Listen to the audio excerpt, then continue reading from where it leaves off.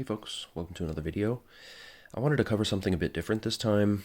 Up till now I've been looking mainly at my most impressive and particularly weird puzzles, but they also tend to be really expensive.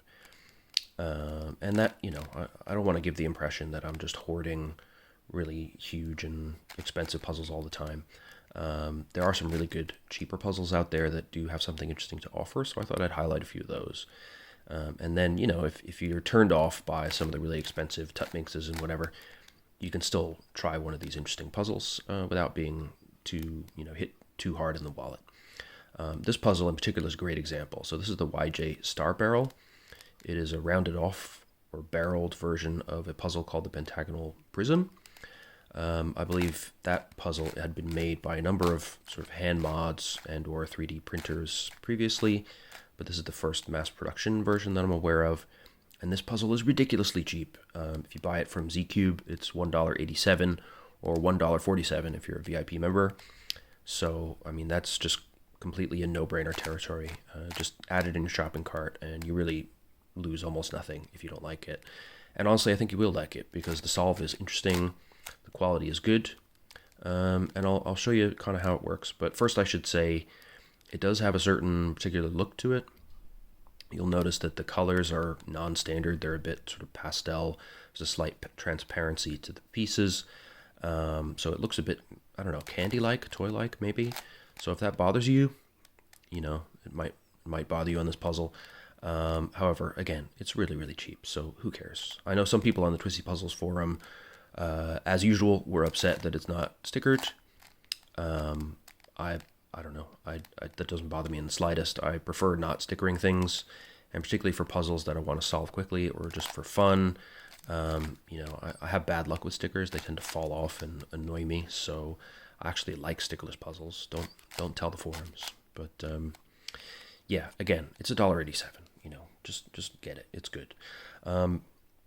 So this puzzle has some properties that, I'm going to show my ignorance here because I don't know much about these prism type puzzles, but it reminds me of a cuboid essentially because while you have this pentagonal, you've got 5 axes of rotation here, 5 faces, if you like, that you can turn, but along this side axis here, you can only make 180-degree turns, right? If I turn 90 degrees, it's pointless. I can't make any further actions there. So 180-degree turns only. And so there's a little bit of an element of a cuboid type of feel, as if I was solving a 2x2x3 or something like that. And I don't have many cuboid type puzzles in my collection, so I enjoy that feel. It still feels kind of unique and interesting to me. You know what? I'll just show you a quick solve, so you can see what it looks like scrambled as well. It's not a difficult puzzle to solve.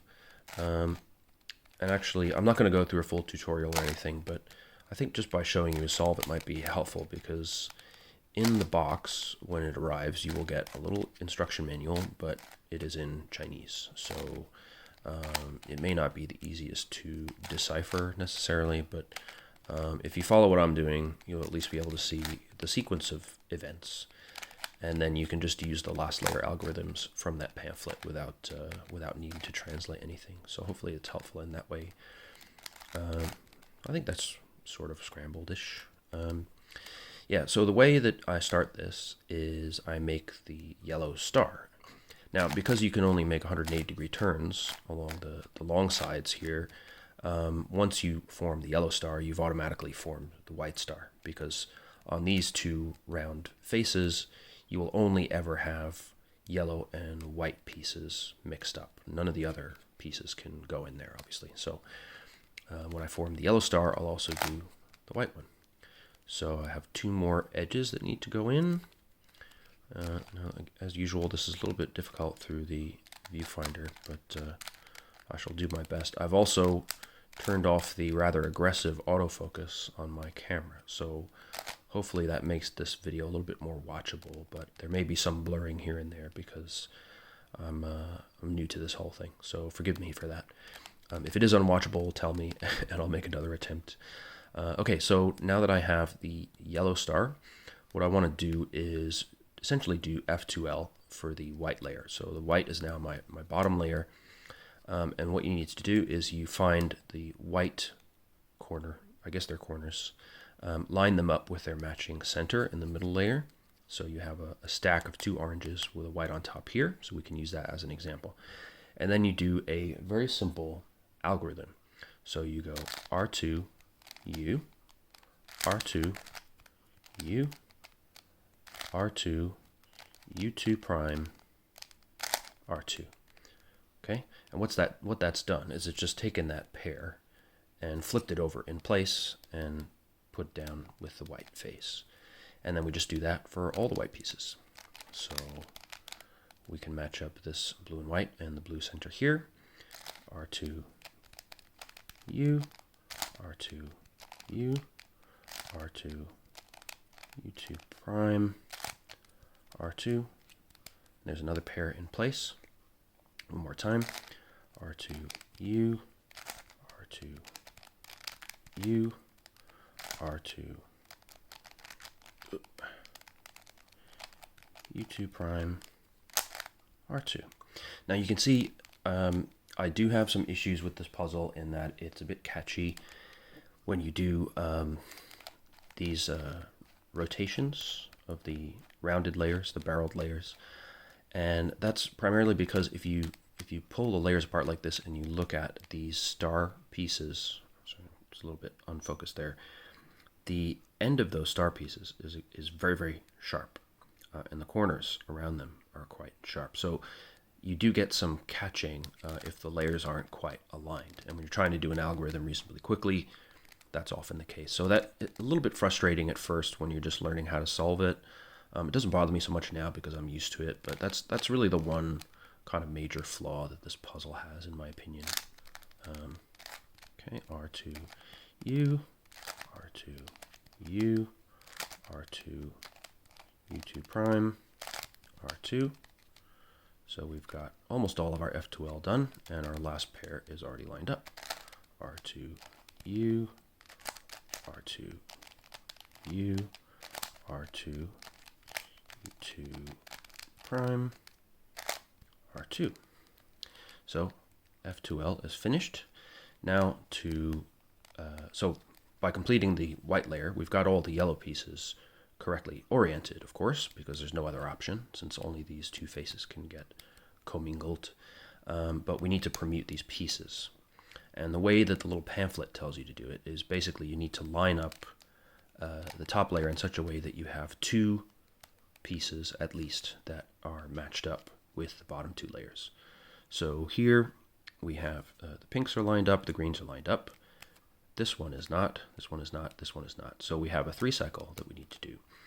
And it looks like we need to go anti-clockwise. So we need this blue to go here, and that light blue to go here, and the orange to go here. So then we need to line up the bottom point of the star in a very black metal sort of way, pointing like this. And then there is a 3 cycle algorithm that goes anti-clockwise. Again, I'm not going to show you all the cases, but I'll just show you one example, and at least you know for all the last layer cases, you want the star pointed this way, and then just follow the algorithm that's in the pamphlet, and then you'll be good. So for this case, counterclockwise, we need to go U prime, R2, U, R2, U prime, R2, U prime, D, R2, U prime, R2, U, R2, U, D prime, and we're solved. So that's just a quick example so you can see the sequence you need to follow to solve the puzzle. And yeah, like I said, if you follow that same sequence of steps, make the yellow star, which also makes the white star, put the white star on the bottom, get your pairs with white on top and flip them over into the bottom. That's your F2L done. Then line up your top layer such that you have 2 pieces that are correctly permuted, and then do a 3 cycle to finish off the rest of it, and that's it. So it's not a difficult solve to learn, but it's really fun to do. I don't know, something about these kind of tower-shaped puzzles and having one dimension along which you can only do 180-degree turns, it just feels really fun. there's something satisfying about R2 and L2 moves, you're just really just flinging the cube around, and it feels good. And the cube turns really well. I mean, you can finger trick it. It corner cuts, not that much, but it does corner cut, as you can see. That's okay. I pushed it too far. There we go. But for $1.87, you really can't go wrong with this. I think it's a great introduction to non-Debussy puzzles if you want to buy this as a gift for somebody. And if you don't want to order from China, or if you just want to buy this one thing, I'm sure you'll be able to find it at your local friendly online cubing shop in your country for not too much more. I think here in the UK, you can get it from Cubes UK for £5 or £6. Probably the price is similar if you're in the US and shopping at the Cubicle or something like that, maybe $6, $7. So no matter where you get it, it's a bargain. The quality is really good. Like I said, the only issue is that these star pieces are just very, very pointy, and that leads to some catching. But I think if you were really inclined, you could probably mod it slightly to reduce that. Maybe just, I don't know, file down those edges a bit, round off those corners, and probably it'd be just fine. But honestly, it really doesn't bother me that much. And I think probably as I continue to practice it, that'll all fade away, and it won't bother me at all. Yeah, but it's a great little puzzle. So if you have $1.87 to spare, or if you're looking for a new challenge and you don't want to break the bank, I very highly recommend it. Color scheme may not be for you, but get over yourself. It's a good puzzle. So that's it for now. I'm going to come back soon with another look at a cheap but cheerful puzzle that you can get without breaking the bank. Hope you enjoyed this one. Let me know in the comments what you think of the puzzle, or if you have any recommendations for similar cheap but cheerful, interesting puzzles that I might look at. And I'll happy to pick them up the next time I'm doing a big order. And yeah, stay safe. And in the meantime, I'll see you in the next video. Take care.